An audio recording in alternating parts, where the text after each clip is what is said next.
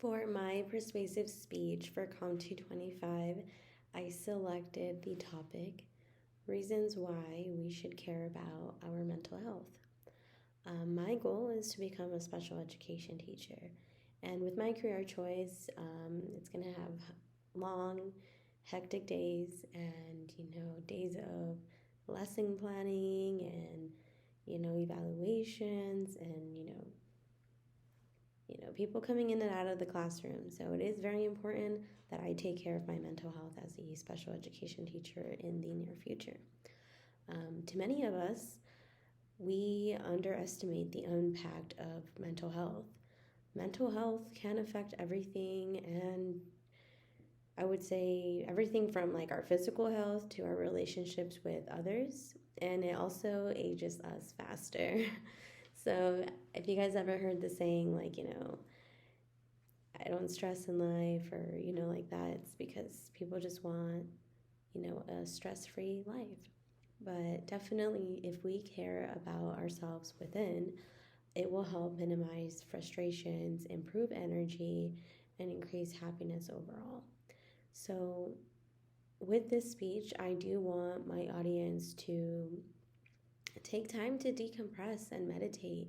Take time for yourself and reflect on your goals and your desires and like what you want to accomplish, whether that's like in 2 months or a year or in 3 years. Like, where do you see yourself in 3 years? It is important to incorporate grounding into our daily lives. Now, if you don't know what grounding is, it is part of meditation.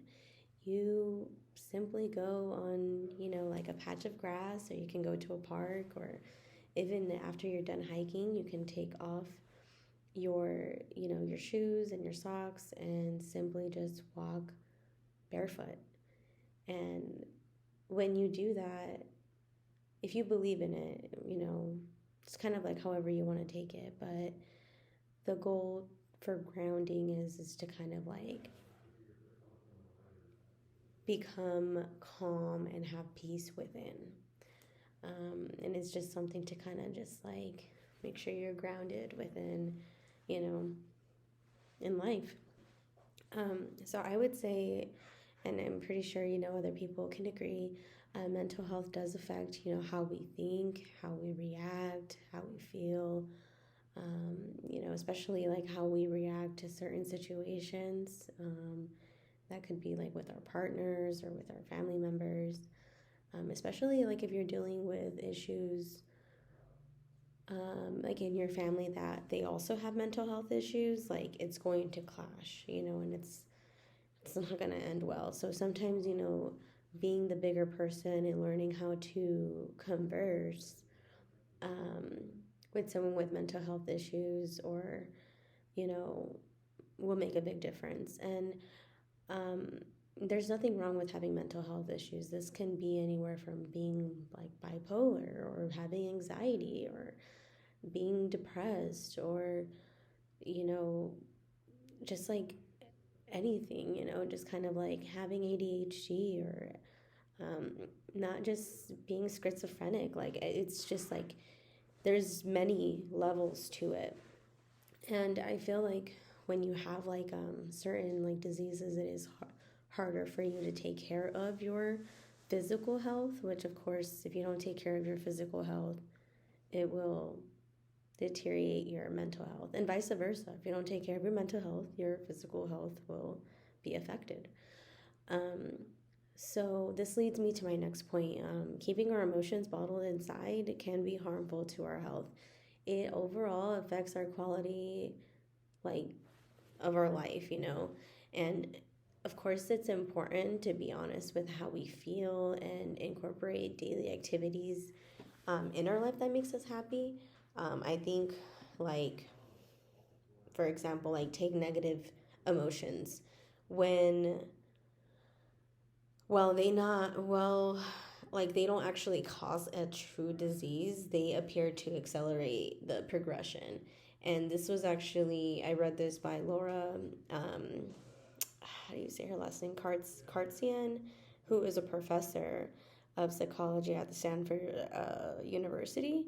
And she also wrote a book. It's called like The Long Bright Future. And so I feel like that's a good book for, just like special education teachers or just like public speakers in general. But yeah, and it's definitely true. Like, there's all these negative things that can affect your mental health, So I do want to bring in some facts. So according to the WebMD, worry causes the body to release stress hormones that speed up your heart rate and breathing. And it also raises your blood sugar and send more blood to your arms and legs. And over time, of course, this can affect your heart, your blood vessels, your muscles, and other systems. So worrying can also lead to depression and anxiety. And of course, untreated depression and anxiety can lead to obesity, sleeping disorders, chronic pain, and many other things, high blood pressure. It will probably be hard for you to have conversations with people. Probably don't even want to like get out of your house. So it's just a lot of underlying things that come with everything, like one leads to another. It's like a domino effect. So I wanted to basically, like in my PowerPoint, I incorporated some questions. So I would like my audience to include some effective strategies that help with their mental health.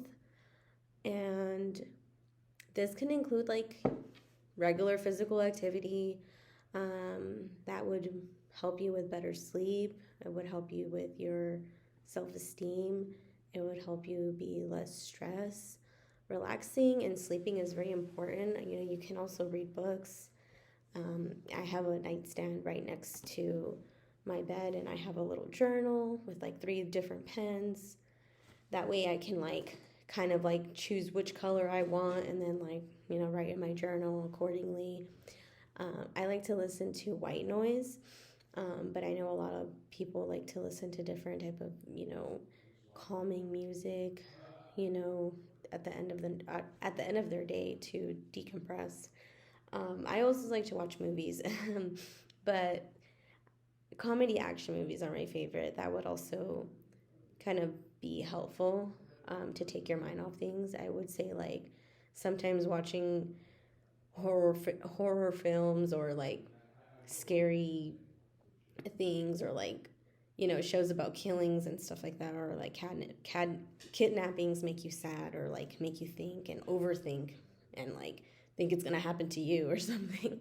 So I think it's very important to watch happy movies. Relaxation techniques typically, I would say, involve meditation, like I was talking about earlier, and grounding.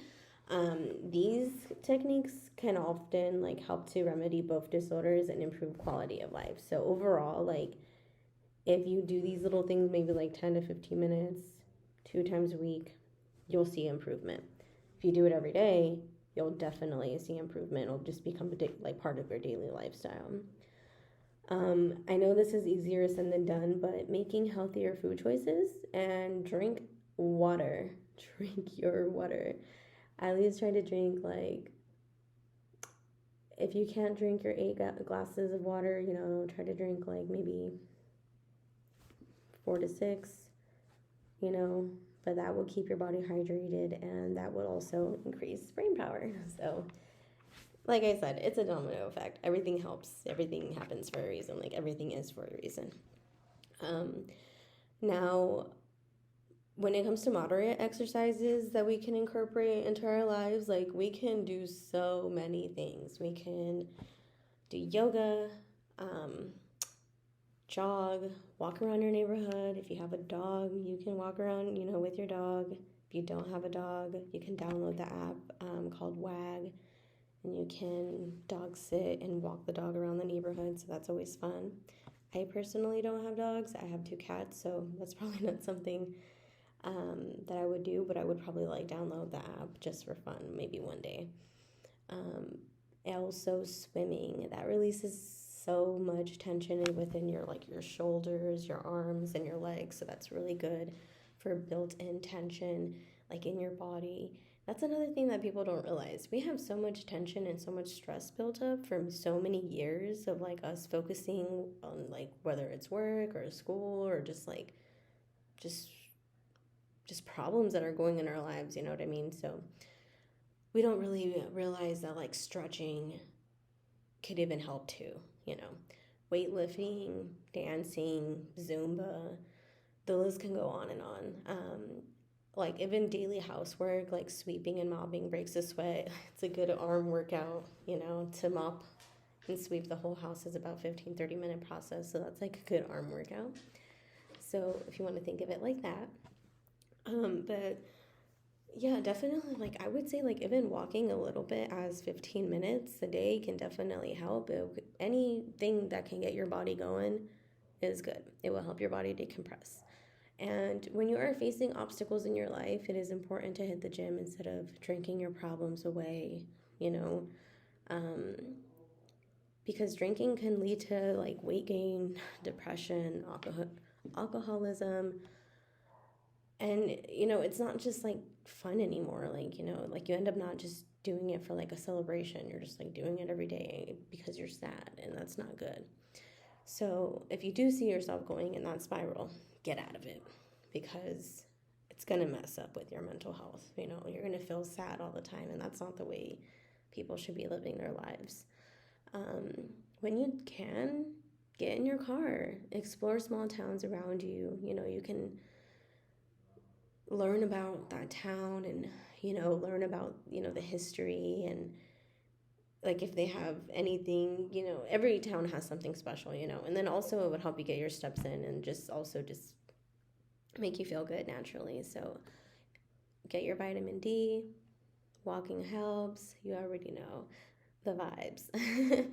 But something that I truly want to do, and I hope, you know, my audience does the same. I would like to become part of like groups like book clubs or hiking groups and attend seminars in my spare time. Um, I do journal and read books, so those are two things that I do in my daily life that truly help with my mental health so far. That I see like that it has made like some improvements, and of course, like if we have extra time on our hands, it is important to continue learning. Like I can't stress this enough. Like earn a certificate, take on a new hobby if you can. Like get your master's. Like I have so many friends doing so many different things in their lives, and it's just inspiring. Don't ever don't ever let it make or break your mental health. Like just let it like help you, like literally.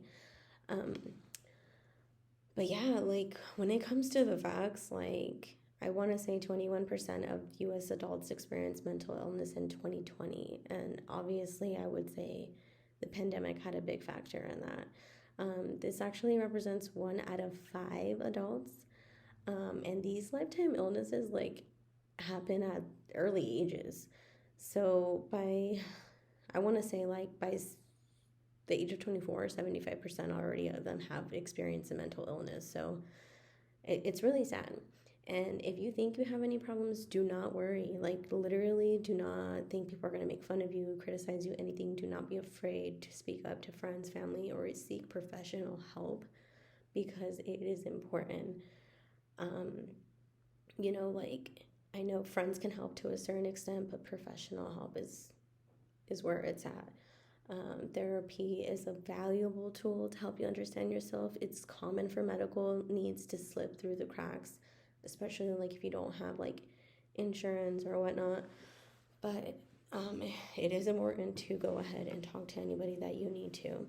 So with this speech, I hope I encouraged you to incorporate some effective strategies and moderate um, exercises to your daily life. Not only will you live longer, but you will be happier. And also, again, if you need any help, don't be afraid to speak up because keeping emotions bottled up inside is not good for our mental health. Thank you so much, and I hope you enjoy my persuasive speech.